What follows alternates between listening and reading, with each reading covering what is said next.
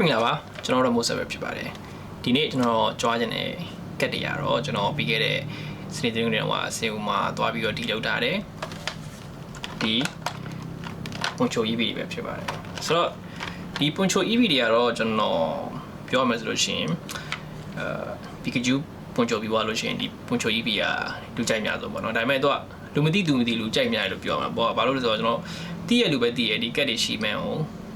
်တိတ်သတိမထားမိရဲ့CV လို့ပြောဒါပေမဲ့တန်ဖိုးကတော့ရမ်းကြီးရပေါ့နော်ကျွန်တော်ဒီဟာဆိုလို့ရှိရင်ကျွန်တော်အားလုံး30ပေါ့နော်30ကျွန်တော်ဒီခဲ့တယ်ဒါပေမဲ့ကျွန်တော် personal collection တော့မဟုတ်ဘူးကျွန်တော် client တွေအတွက်ကျွန်တော်တွားယူခဲ့တာပေါ့နော်ဆိုတော့ဒီတစ်ဆက်ကိုကျွန်တော်တို့စင်ကူ3200ရှိရပေါ့နော်3200ဆိုလို့ရှိရင်ကျွန်တော်တို့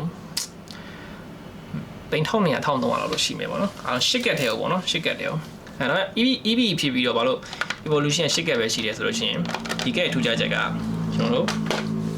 ကတိုင်းမှာသူက EV ပါတယ်ကျွန်တော်တို့ကတိုင်းမှာ EV လေးပါတယ်ဒါပေမဲ့ EV လေးကကျွန်တော်တို့မတူတဲ့ evolution ပွန်ချိုတွေကိုသူဝတ်ထားတာပေါ့နော်ဒါဆိုလို့ရှိရင်ကျွန်တော်တို့ Embryon ဒါဆိုလို့ရှိရင် Jodion အားလေးရ Vibrion ဆောင်းချစ်ဖို့ကောင်းတယ်အဲ့တော့ကကျွန်တော်တို့ video ရှင်းရှင်းလေးပဲ EV ကဒီ evolution တွေရဲ့ပွန်ချိုလေးတွေကိုဝတ်ထားတာဒါပဲပေါ့နော်ကျွန်တော် Pikachu ပွန်ချိုလိုပဲဒါလေးဆောင်းချစ်ဖို့ကောင်းတယ်ပေါ့နော်ထူးခြားချက်တစ်ခုကိုပြောရမယ်ဆိုလို့ရှိရင်ကျွန်တော်တို့ဒီ Pikachu ပွန်ချို Pikachu Mario ဒီ artwork တွေကိုဆွဲတယ်ဒီ artist ယောက်တည်းရပဲဒီပွန်ချို EV ကိုလည်းဆွဲထားတာပေါ့နော်ဆိုတော့ artist ကတစ်ယောက်ပဲပေါ့နော်နာမည်ကတော့ Koki Saito ဖြစ်မယ်ကျွန်တော်လည်းတိတ်မပေါင်းတယ်ဂျပန်နာမည်ရပါတော့ဆိုတော့ထားပါတော့artist ကတယောက်တည်းပွန်ချိုတွေကဘာလို့ဈေးကြီးရတယ်လဲဆိုလို့ရှိရင်ပွန်ချိုက only Japan exclusive ပေါ့နော်ဆိုတော့ဂျပန်မှာပဲထွက်တဲ့ merchandise လို့ပြောလို့ရတယ်ဒီ promo ကတ်တွေအစား Pikachu ဆိုလို့ရှိရင်လည်းဒါ Pikachu promo ဒီဟာဆိုလို့ရှိရင်လည်းဒီ EV ပွန်ချိုကကျွန်တော်တို့ဂျပန်မှာ2019ခုလောက်တုန်းကကျွန်တော်တို့ဒီ Pokemon Center ဂျပန်မှာပေါ့နော်ဘူစာပေါင်း5ခုနဲ့ထပ်ဝယ်လို့ရှိရင်ဒီပွန်ချို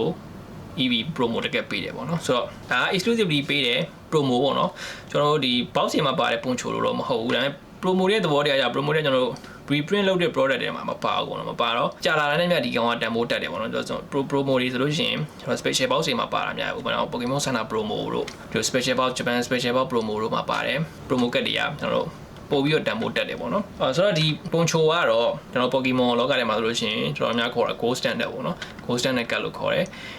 ကျွန်တော် Pikachu ပွန်ချိုဆိုလို့ရှိရင်လည်းတကက်သေးကိုပဲပေါ့ဒေါ်လာ2200လောက်မှာဒါအရောင်းဝယ်ဖြစ်တယ်ပေါ့2000လောက်ဆိုရှင်ကျွန်တော်တို့လေးတဲ့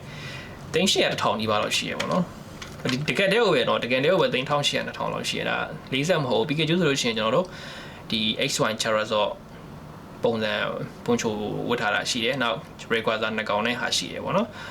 နောက်ဒီ series ထဲမှာပဲကျွန်တော် Mario Luigi ဆိုပြီးတော့ Pikachu နဲ့ရှိသေးတယ်အဲ့ဒါလည်းကျွန်တော်ပွန်ချို series ထဲမှာပဲထည့်လို့ပြောကြတယ်ပေါ့နော်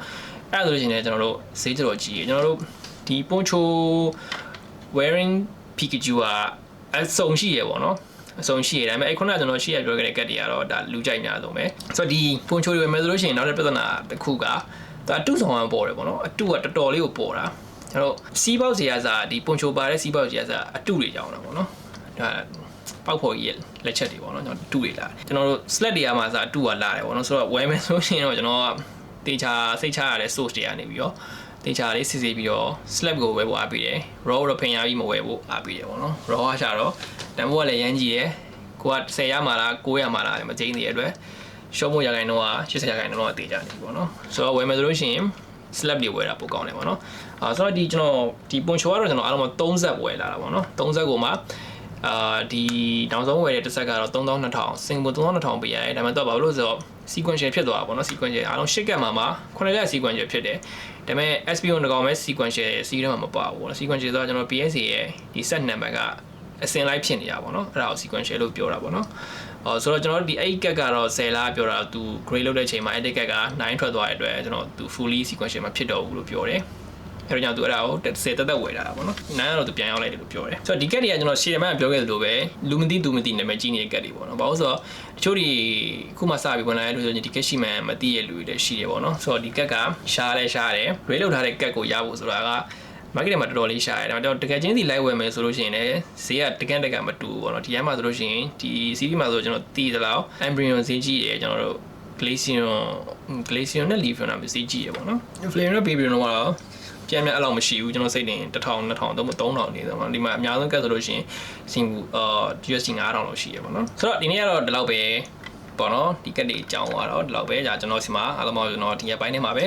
30ကျွန်တော် client တွေကျွန်တော် DB ခဲ့တယ်အားလုံးပေါင်းတစ်ဆက်ကို1300ညီပါတော့ရှိရပေါ့နော်ဆိုတော့ဒီမျိုးကျွန်တော်တို့ TCG နဲ့ပတ်သက်ပြီးကျွန်တော်အယောင်းဝယ်တွေလုပ်တယ်စုလဲစုတယ်ဆိုတော့ဒီနေ့ရှိရလို့ရှိရင်ကျွန်တော်လာမိလို့ရတယ်ကျွန်တော် reply ရတဲ့ကြာရပါတော့ကျွန်တော်ဘာအကြောင်းအတစ်ဖက်ရှိရခြားလုပ်တွေကလည်းရှိရဆိုတော့ကျွန်တော်တိတ်ပြီးတော့ messenger တိတ်မကြည့်ပြဘူးဆိုတော့နောက်တစ်ခါဗီဒီယိုကြားလို့ရှိရင်တော့ကျွန်တော် Pokemon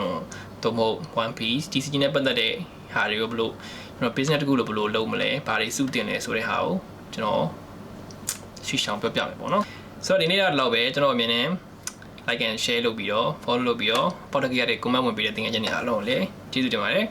ကျွန်တော် profile မှာကျွန်တော်ကြိုက်တာတင်မယ်ဆိုတော့ကြည်နေကြည်မြည်နေကြော်သွားလို့ရတယ်အားလုံးပဲ see you